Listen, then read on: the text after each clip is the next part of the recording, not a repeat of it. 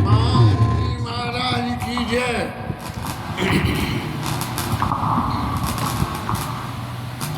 श्रीमद् रामचंद्राय नमः, श्री रामभद्राय नमः, श्री सीतारामाय नमः। कल तो बीडी के तार ने ऐसा लल्लू बना दिया हमें, केवल पूछो मत ही पूरा टाइम जो है ये लाइन सही करते हुए निकल गई और कथा का ब्रेक हो गया। लेकिन बुद्धि भी ऐसी हो गई है, दूसरी एक्सटेंशन लगा के और कथा तो कर लेते, बात बाकी देखते रहते, लेकिन क्या करें, अब इस उम्र में जाके एक्टिव एक्शन के बारे में कहीं ना कहीं भूल हो बिना रहती नहीं है। स्वयं प्रभा बद्रीनाथ धाम चली गई और वहाँ जाके भगवान का भजन करने लगी। ये स्वयं प्रभा के चरित्र को यदि समझना चाहें तो माने राम जी महाराज ने खुद में ये लीला रची कि भाई ये बंदर कहाँ तक भक्ति डोलेंगे, इसलिए इनकी तकलीफ को मिटाओ। तो उनकी तकलीफ को मिटाने के लिए भगवान ने ये स्वयं प्रभा वाली लीला करी। हमारा स्वयं प्रभा ने तो सारे बंदरों को समुद्र के तट पर बिठा दिया, और जब तट पर बिठा दिया तो बैठे बैठे बंदर सोचने लगे कि भाई इधर से तो आए हैं और यहाँ आगे पानी है समुद्र पे, तो अब ये समुद्र पे पानी के ऊपर बंदर तो वैसे भी पानी से बहुत डरता है बंदर, तो क्या करेंगे, क्या जाएंगे, कहाँ जाएंगे। तब जो है सब सोचने लगे कि भाई अब जब मुसीबत जिसे कहते हैं ऐसी स्थिति बन जाती है कि जब आदमी को अपनी विद्या बुद्धि सब अपना बुद्धि बल सब थक जाता है, तब जो है सब विचार करने लगे। और एक ही नहीं, जो बड़े बड़े हेड थे उन सब की भी तकलीफ हो गई और सब एक सिरे से कहने लगे, छोटे मोटे बंदरों की तो कोई बात नहीं, जिधर सब चलेंगे वो चल देंगे। या विचार कपि मन माई, बीते अवधि काज की चुनाई। महाराज 1 महीना हो गया बंदरों को खोजते खोजते समुद्र के तट तक पहुंचने में, और कोई सफलता नहीं मिली। राम जी महाराज ने ये सुग्रीव के मुख से उन्होंने भी सुन लिया था, बीते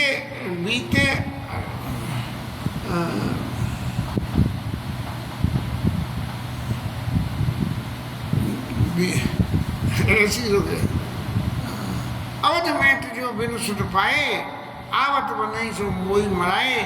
यदि 1 महीने की अवधि में नहीं आए तो जो है हम उसकी जो है दो दक्षिणा कर देंगे। अब जब राम जी को तो सब पता रहता है तो उन्होंने संप्रभा की लीला रची, तो बंदर को बिठा दिया। बोले बंदर महाराज अब आपको यहाँ तक तो पहुँचा दिया, अब जरा अपनी बुद्धि खर्च करो, तुम्हें इतना तो हमने सपोर्ट दे दिया। तो बंदर सब आपस में बड़े दुखी होने लगे और सब मिल कर परस्पर बाता, बिनु सुध लिए करब का व्राता। महाराज 1 महीना निकल गया और खबर मिली नहीं, और खबर ना मिले तो हम क्या करें। अब लौट के यदि जाएं तो बड़ा मुश्किल हो जाए। और अंगद महाराज को तो सबसे ज़्यादा थी कि राम जी को सौंपा था और राम जी ने यहाँ भेज दिया और हम राम जी के काम को नहीं कर पा रहे हैं। तब अंगद कहने लगे कि महाराज हम तो दोनों तरफ से मर गए, क्योंकि इधर काज राम जी का काम नहीं हुआ, इसलिए हमारे लिए लांछन है, और दूसरी तरफ अगर हम वहाँ पहुँच गए और जाके माँ तो माँ पे जो है वो सुग्रीव महाराज वैसे ही हमें ठिकाने लगा देंगे। तो फिर अपने चित्त की बात सबके सामने रखी कि पिता बधे पर मारा तो मोई राखा राम जी हुई।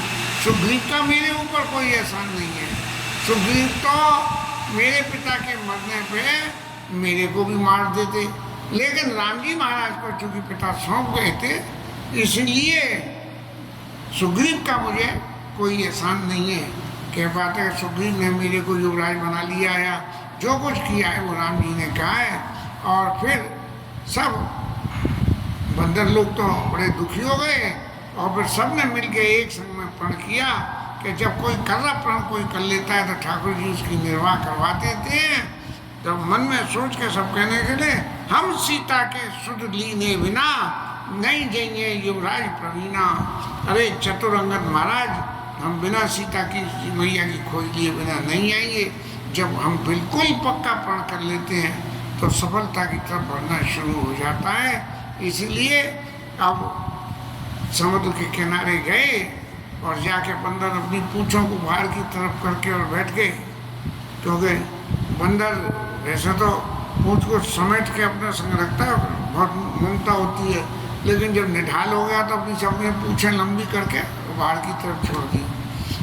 अब तभी जो है जामवंत महाराज, जो इनमें सबसे ज़्यादा बड़े बूढ़े थे, बड़े बूढ़ों की बात बड़ी बूढ़ी होती है, चूँकि जामवंत महाराज राम जी से पहले भी मौजूद थे, राम जी के समय भी रहे और फिर द्वापर में कृष्ण भगवान के समय भी रहे, उन्होंने सब कुछ देखा था। तो जामवंत महाराज ये उपदेश कहने लगे, देखो भाई, ये सब आप लोग सब मिलके एक बात को ये विचार करो कि राम जी ब्रह्म है और ब्रह्म को सब कुछ मालूम रहता है, और हम लोग कौन है? हम लोग सब उनके सेवक हैं। हम लोग देवता लोग जो सत्पुण्यों की वजह से ऊपर जाके रहे और राक्षसों से छुट्टी पाने के लिए भगवान की वंदना करी, और भगवान ने कही कि बानर तंत्र धर्म में हरिपद सेवा जाई, तो इसलिए हम आए हैं। इसलिए अब एक ही बात समझ लो कि बानर तंत्र हरिपद सेवा जाई, अब सारा काम जो है उन्हीं के ऊपर छोड़ दो और राम जी से सब मिलकर ये प्रार्थना करो कि महाराज आप जो है जैसा चाहो हमसे करवा लो, और हम सब सेवक अति बलभागी और संतत सगुन ब्रह्म अनुरागी, हम लोगों को इतनी प्रीति है कि हम उनके काम को करे बिना वापस नहीं जाएंगे। ये प्रण जब हमने ले लिया तब आप ऐसा समझ लो कि नहीं इच्छा अब तनई सुनमई गोद जिला सगुन उपासक संगता नहीं मोक्ष सुनता। भगवान जब जब इस पृथ्वी पे अवतार लेते हैं तब तक ये भगवान की जो सगुण स्वरूप की उपासना करने वाले हैं, वो सगुण स्वरूप की उपासना का भी छोड़ के, और क्या उपासना तो उपासना के उपरांत मिलने वाला जो मोक्ष सुख है उसका भी परित्याग करके भगवान की सेवा में लग जाते हैं। अब महाराज ये बंदर तो आपस में बात कर रहे हैं और समुद्र किनारे एक संपाती गीत ने जटायु के भाई ने जब ये सभी कथा सुनी तो कथा सुन के अपने मन में गीत महाराज सोचने लगे। अब संपाती और इनकी जटायु की कथा का सार तो ये निकल के आता है कि ये सूर्य नारायण के पास पहुंच गए और जटायु महाराज तो नीचे लौट आए गर्मी देख के। संपाती महाराज अभिमानी थे तो वो चले गए ऊपर और पंख जल गए उनकी गर्मी से और नीचे आके गिर गए और समुद्र किनारे आके पड़े हुए हैं। और पड़े हुए क्या है, अभी विचार कर रहे हैं, अब पंख नहीं तो फिर गिर जाएगा। जब पंख जल गए तो शरीर सब बेकार हो गया, क्योंकि जब तक डोले चले फिरे नहीं आदमी, उड़े नहीं। इंसान भी जो है यदि चले नहीं, पलंग पर ही धरा रहे तो शरीर में कोई ना कोई रोग घुस जाते हैं। तो ऐसे ही संपाती महाराज भूखे मरने लगे। और जब उन्होंने देखा कि इतने सारे बंदर बाहर बैठे हैं, अब 33 करोड़ देवता के जितने भी बंदर बन के वहाँ आए होंगे, उन सबको देख के और ये कहा कि आज तो विधाता ने मुझे एक ही बार में इतना सारा भोजन दे दिया, अब तो मैं धीरे धीरे खाता रहूँगा। गीत को कोई सड़े गले का किसी का कोई परेशान नहीं है, सब कुछ खा देता है। भगवान ने ऐसी उसकी मशीनरी बनाई है। अब जब ये बात सुनी संपाती की, और संपाती की बात सुन के और सारे बंदरों को तो डर लग आया। हालांकि कोई संपाती का साइज फिजिकली इतना बड़ा नहीं था, क्या बंदर इस तरह से डर जाते। लेकिन फिर भी बंदरों ने कही कि भाई आगे जाने की रास्ता नहीं है और पीछे जाके करना क्या, माँ सुग्रीव महाराज मारेंगे और न्याय जी मारेंगे संपाति महाराज, तो भैया हमारी तो तीनों तरफ से, दो तरफ से नहीं 3 तरफ से मृत्यु हो गई। तब ऐसी बात आपस में सब करने लगे और तभी जो है अंगद जो कहना चाहिए ये तनय मम सम विनय बल, विनय भी और बल भी है। तब जो है अंगद ने कही कि देखो एक तो जे गीध है, ये हमें खाने की बात करता है, और एक तरफ वो गीध था जटायु, जिस जटायु ने सीता जी को बचाने के लिए अपने प्राणों की आहुति दे दी। तो बताओ इस गीध को कुछ सोचना नहीं चाहिए कि ये राम जी के काम के लिए जा रहे हैं और मैं इन्हें खाने की बात कर रहा हूँ। बस ऐसी बात सुनते ही चंपाती महाराज की आँख खुल गई और उन्होंने कहा कि भैया क्या कह रहे हो। तो उन्होंने बताया कि भगवान के धाम को जटायु महाराज चले गए। तब जो है संपाति ने कहा मोहि ले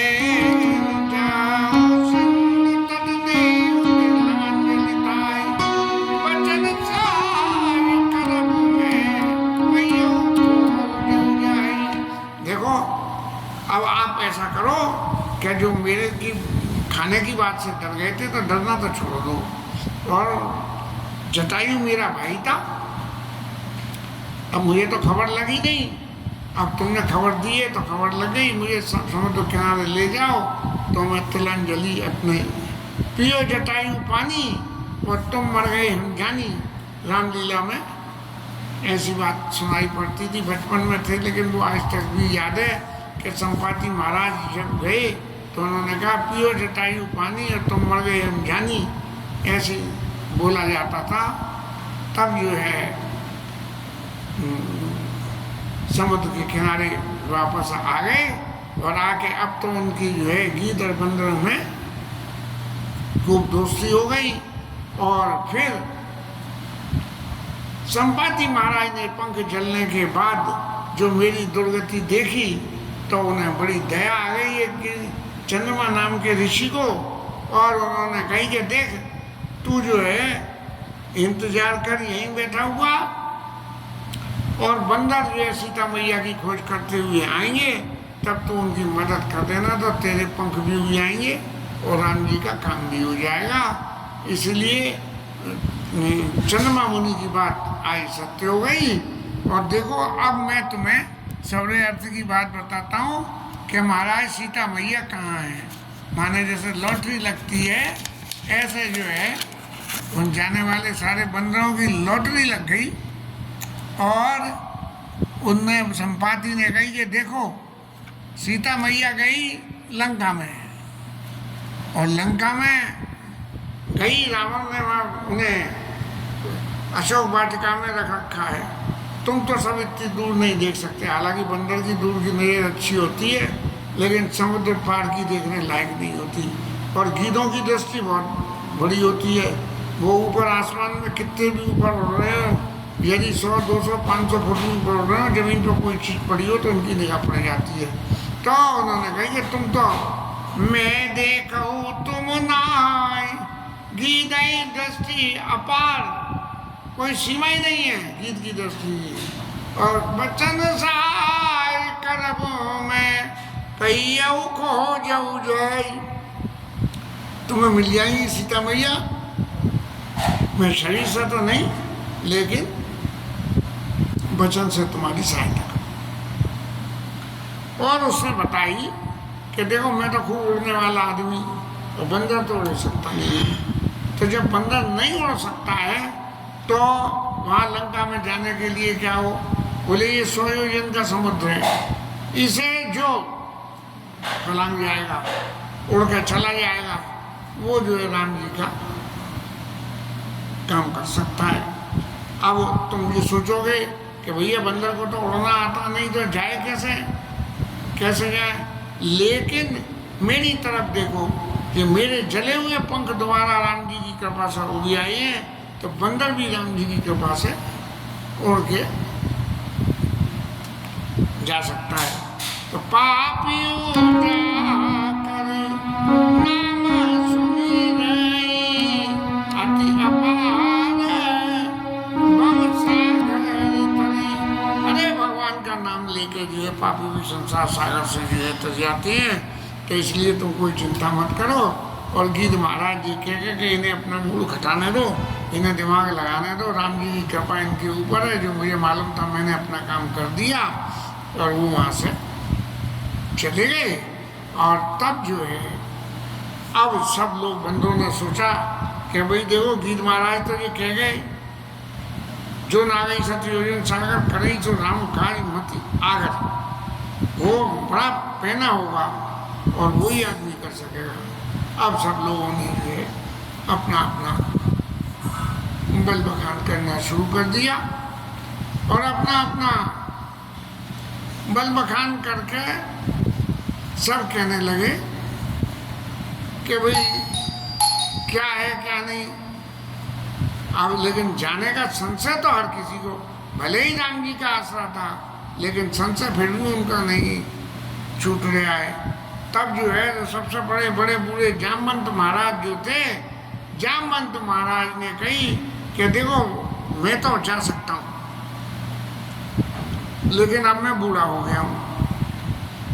और मैं बूढ़ा हो गया हूँ इसकी मैं कभी जो बात ये कह रहा हूँ कि मैं जा सकता हूँ, लेकिन बूढ़े होने की वजह से नहीं जाऊँगा। उसका सबूत ये है कि जब भगवान ने बलि को छलने के लिए और अवतार लिया था और अपना तीसरे पैर पूरे ब्रह्मांड को नाप लिया, तो भगवान का शरीर कितना बड़ा होगा इसकी जरा कल्पना करो। और मैंने वह घड़ी 2 मिनट में मैंने जो है उस भगवान के उस शरीर की 7 परिक्रमा लगा ली थी। मैंने उस काल में भी सतयुग में भी मैं वहाँ मौजूद था। तब जो है मैं इसीलिए, लेकिन अब मैं कर नहीं सकता हूँ। अब जो head of the army staff तो यूँ बच गए, क्योंकि head of the army staff को अपने ऊपर, अपने बल के ऊपर में अभिमान था। इसलिए जिसको अपने बल का अभिमान था वो राम जी के कार्य में एक्टिवेट नहीं हो पाया। अब अंगद महाराज की बारी आई। अंगद महाराज की बारी आई तो अंगद महाराज को भी बल तो बहुत था और बल के बारे में उन्हें खूब अच्छी तरह से मालूम थी, लेकिन फिर भी उन्होंने, अंगद महाराज ने ये कहा, अंगद कहीं जाऊँ मैं पारा और जिये संशय कछु फिरती बारा। भले ही राम जी की कृपा को कितना भी उन्होंने अनुभव किया हो, लेकिन चित्त का संशय उनका नहीं मिटा। इसलिए अंगद जी महाराज ने तो कह दी कि मैं भी नहीं जा सकता।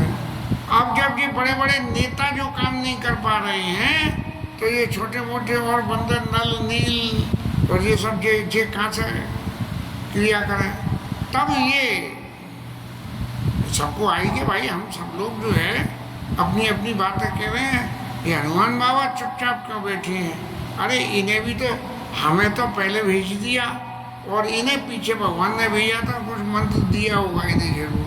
तो इसलिए इनसे पूछो कि जामवंत कहे सुनो हनुमाना और काचुप साध रहे हो बलवाना। हे हनुमान जी महाराज, आप इस तरह से चुप होके क्यों बैठे हो? आप तो बलवान हो, आपने सूर्य भगवान को पकड़ लिया था, उनके गुणों का गान किया और उनको जिसे कहना चाहिए, जिसे हमारी लैंग्वेज में कहते हैं अंटे पे चढ़ाना। तो हनुमान जी को अंटे पे चढ़ाया कि कवन सो काज कठिन जग माई, जो नहीं तात होता तुम पाई। तुम्हारे पास कौन सा ऐसा काम है जो तुमसे नहीं हो सकता। एक व्याख्या में, कथा में लोगों से सुना था कि जे लोग जो सब अपने अपने बल की व्याख्या कर रहे थे कि मैं ये काम कर लूँगा, मैं ये काम कर लूँगा, मैं ये काम कर लूँगा, उन सबको अपने बल का भरोसा था। लेकिन हमारे हनुमान जी महाराज को, हनुमान जी महाराज कहते हैं कि मेरा तो कुछ बल है ही नहीं, जो कुछ बल है मेरे पास वो राम जी का। अब दूसरे के माल को मैं अपना बता के और मैं कह दूं कि मैं ये कर दूंगा तो ये कैसे संभव है। इसलिए हनुमान जी महाराज चुपचाप बैठते रहे। लेकिन जैसे ही जामवंत महाराज ने उनसे ये कहा कि राम काज लगे तब अवतारा, अरे हनुमान जी महाराज आपका तो अवतार ही राम जी के काम के लिए हुआ है, नहीं आपको ऐसी कौन सी जरूरत थी। माँ कैलाश में बैठ के आप तपस्या करके आनंद ले रहे थे, सही राम जी के दर्शन होते हैं, फिर आपको क्या जरूरत पड़ी थी। हनुमान जी बोले भैया मेरे पास बल होता तो ठीक था, अब राम जी बल दे दें तो मैं जो है बली बन जाऊंगा। और ऐसा उन्होंने कहा राम काज लगे तब अवतारा, तुम्हारा अवतार ही राम जी के काज के लिए हुआ है। तब जो सुनते ही भय ऊपर कथाकारा, पर्वत के समान हनुमान महाराज बड़े हो गए। कहने को ऐसे कथा में आता है कि बचपन में ऊधम करते थे, सूर्य को निगल लिया ऋषि मुनियों के, उनको खेल खेल में विघ्न करते थे उनकी, तो उन्होंने कह दिया कि तुम बहुत बली हो और बली होने से तुम्हें बल का अभिमान है, जाओ तुम्हें श्राप दिया जाता है कि तुम्हें अपने बल की पता ही नहीं रहेगी कि मेरे में कितना बल है। इसलिए हनुमान जी महाराज ने कोई भी अपने बल की व्याख्या नहीं करी। लेकिन जब कोई आपको चेताएगा कि आप में इतना बल है, जैसे कहना चाहिए मेरी भाषा में कि उसको अंटे पे चढ़ा देगा, तब जो है तुम्हें अपने बल की याद आ जाएगी। सो ही हनुमान जी को याद आ गई। और जब राम जी से मिले थे किष्किंधा कांड के शुरू में, तब भी यही था, ब्राह्मण वेश में अपने आप को छुपाते थे। लेकिन जैसे ही भगवान ने कही कि मैं राम हूँ और ये पता लगा, तो हनुमान जी अपने स्वरूप में आ गए और तुरंत ही जो है अपने बल को दिखा के दोनों को पीठ पर बिठा के और सुग्रीव के पास लेकर चले गए। हनुमान जी महाराज बड़ी जोर से सिंहनाद करके, और वो बंदर जो बगट खो खो करके घुराता है, वो स्थिति तो देखने लायक होती है कि अच्छा आदमी एक बार तो डर ही जाता है, चाहे भले ही बंदर बिल्कुल डरपोक होता है, लेकिन उसकी खोखों के आगे तो जो है अच्छे से अच्छा आदमी भी डर जाता है। अब हनुमान जी महाराज ने जो है भाषण देना शुरू करा कि महाराज मेरा तो बल था नहीं, लेकिन अब ये राम जी का बल आ गया है। तो राम जी का बल ये कह रहा है कि सहित सहाय रावण नहीं मारी। अरे गीत ने ये कही है तो मैं तो जितने रावण के संगी साथी हैं उन सबको मार दूंगा, और आना यहाँ त्रिकुट उपाड़ी, पूरा त्रिकुट पर्वत जिसके ऊपर में लंका विराजमान है उसको उठा के, तुम तो सब यहीं बैठे रहो और मैं उस त्रिकुट से लंका को उठा के यहाँ ले आऊँगा, फिर सब मिलके रावण की को दक्षिणा करेंगे। इस तरह से लेकिन हनुमान जी महाराज में जो भगवान की भक्ति के प्रति जो शील है, वो बल के आगे, वो शील के आगे उनका बल हमेशा उनको विनीत बनाए रखता है। तो उन्होंने जामवंत से कही कि महाराज आप बताओ कि मैं क्या करूं। तब जामवंत ने ये कही कि इतना कहो तात तुम जाई, और सीते ही देख कहो सुध आई। तुम जाओ, किसी भी तरह से जाओ और सीता जी को देखो, और ज़्यादा कुछ मत करना, वहाँ जाना और देखना और आके उनकी खबर यहाँ दे दो। अब सीता मैया को देखें और देख के और उनकी खबर ले आवें। लेकिन जो सीता मैया की वहाँ स्थिति थी, उस स्थिति को हनुमान जी कैसे सहन कर सकते थे। इसलिए जामवंत महाराज ने समझाया कि तुम्हारा राम काज लगी तब अवतारा, राम जी के कार्य के लिए, तो राम जी तो खुद ही अपना कार्य करेंगे।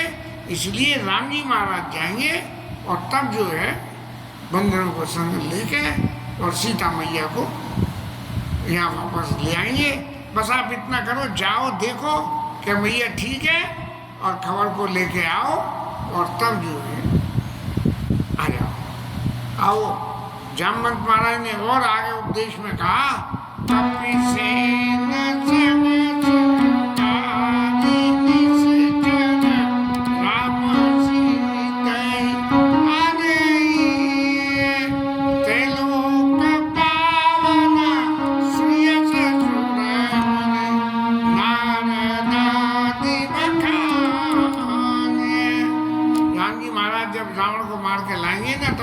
फैलेगा और त्रिलोकी में जो है सब लोग ऋषि मुनि सब भगवान के चरित्र का वर्णन करेंगे और वो जो वर्णन करेंगे चरित्र वो ऐसा होगा जो सुनत गावत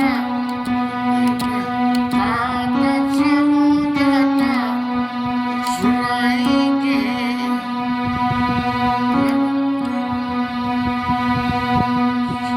जो सुनत गावत गावत समुझत परम पद नर पावई ते रघुवीर पद पातो जी मधुकर दास तुलसी गावई। और तुलसीदास जी महाराज कह रहे हैं कि वो जो ऋषि मुनि भगवान का यश गाएंगे वो ऐसा गुणगान होगा कि जो उस भगवान के गुणों का गान करेगा वो इस संसार सागर से पार हो जाएगा। और तुलसीदास महाराज कह रहे हैं कि मैं भी वही गुणगान इसलिए कर रहा हूँ कि मैं भी पार लग जाऊंगा। भव वेश रघुनाथ जस, भव रोगों को काटने के लिए राम जी का यश दवाई के समान है।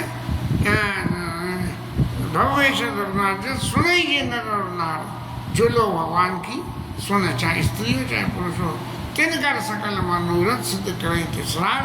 गोस्वामी जी महाराज अपनी तरफ से जो है ये सब लोगों को विश्वास और आशीर्वाद कर रहे हैं कि राम जी के चरित्र को जो सुनेगा, माने खरदूषण और तिसरा के दुश्मन भगवान राम को जो सुनेगा तो सुनने से उनके तिनके सकल मनोरथ, उनके सारे मनोरथों की सिद्धि उन्हें मिल जाएगी। नीलोत्पल तन श्याम काम कोटि शोभा अधिक, सुनिए सुगुण ग्राम जासु नाम पाप रूपी पक्षियों को नाश करने के लिए भगवान का नाम सबसे अधिक है। इस आशीर्वाद के साथ में किस गंगा कांड में शाम हो गया हरि नाम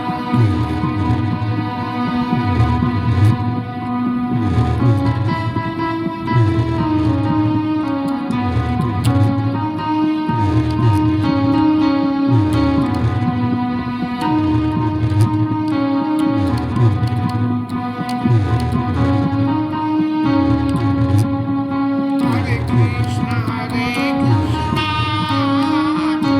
कृष्ण हरे हरे, हरे राम राम राम हरे हरे। हरे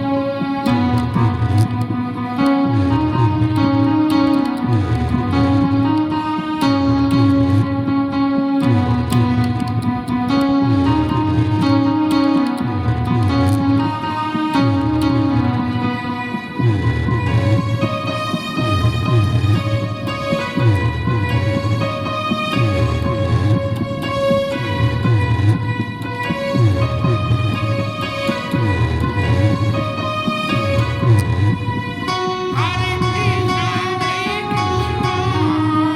राम